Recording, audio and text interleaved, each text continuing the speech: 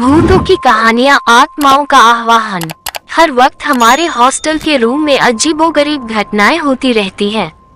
दिल करता है कि हॉस्टल ही छोड़ दे, पर हमारे इंस्टीट्यूट और कॉलेज के पास दूसरी कोई इतनी अच्छी हॉस्टल की सुविधा है ही नहीं। इसलिए हम यही इसी हॉस्टल में रहने के लिए मजबूर हैं। असल में कहूँ तो इन सब की जिम्मेदार हम खुद चारों सहेलियां ही हैं। आज भी मुझे याद है वह दिन जब कुनिका ने रविवार को दोपहर में मैगी बनाई थी और उसने कहा कि आज कुछ तूफानी करते हैं।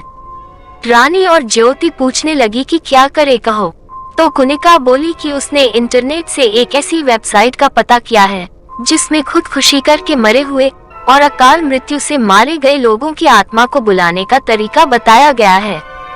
मैंने रानी ने और ज्योति ने उसे पूछा कि आत्माओं को बुलाकर करेंगे क्या।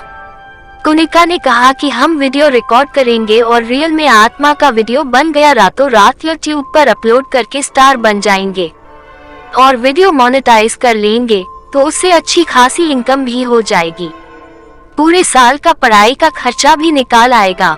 कुनिका की बातें सुनकर हम तीनों भी तैयार हो गईं। हम चारों ने फौरन उस वेबसाइट से डिटेल्स ले ली, हैंडीकैम कैमरा निकाला और आत्माओं को बुलाने का सारा तामझाम सजा लिया और यह चर्चा करने लगी कि किसकी आत्मा को पहले बुलाया जाए।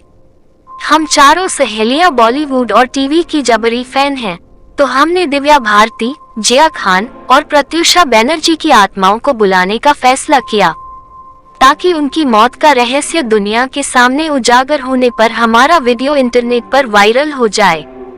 रात के 3 बजे पूरी सामग्री सजाकर मैं, ज्योति, कुनिका और रानी तैयार हो गयी।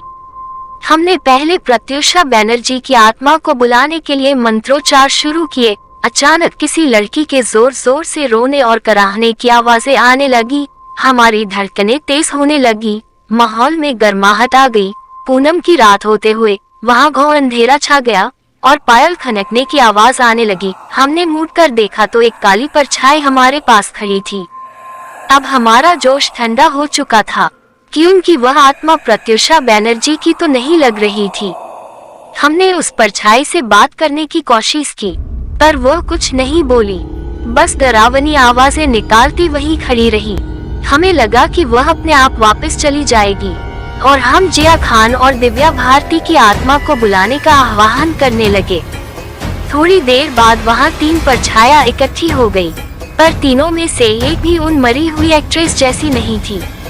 हमारा कैमरा अब भी चल रहा था। हमारे किसी भी सवाल का जवाब उनमें से किसी भी आत्मा ने नहीं दिया। हम अब इस खेल से उबने लगे थे। हमने फौरन बत्ती जला दी और जो हुआ उसे देखकर हमारी रूह कांप गई। उजाला होते ही वह तीनों आत्माएं विकराल प्रेत जैसी दिखने लगी और एक दूसरे से मारपीट करने लगी और एक दूसरे का मांस नोचने लगी। परछाई से प्रेत बनी इन आत्माओं की लड़ाई देखकर और चीखों की चीत्कारी सुनकर हमारे पसीने छूट गए। अब 3 में से 2 प्रेत आत्मा अपने आप जा चुकी थी, पर सबसे पहले आई आत्मा नहीं जा रही थी। ये वो आत्मा थी जिसे हम प्रत्युषा बनर्जी की आत्मा समझ रहे थे। पीछे से बुलाई हुई दोनों आत्माओं ने प्रत्युषा वाली प्रेत आत्मा को बहुत बुरे तरीके से घायल किया था। वह चल भी नहीं पा रही थी। खून और मांस में सनी हुई वह प्रेत आत्मा आज भी हमारे हॉस्टल रूम में ही घूमती रहती है। हमें पता नहीं कि आगे क्या होगा, पर हर रात वह हमारे कमरे के कोने में खड़ी होकर रोती रहती है और कभी कभी चीख पुकार भी करती है। हमें समझ नहीं आ रहा है कि इस आत्मा को वापस कैसे भेजें। शायद हमसे बहुत बड़ी गलती हो गई है। हमें परलोक में भटकने वाली आत्माओं का संपर्क करना ही नहीं चाहिए था।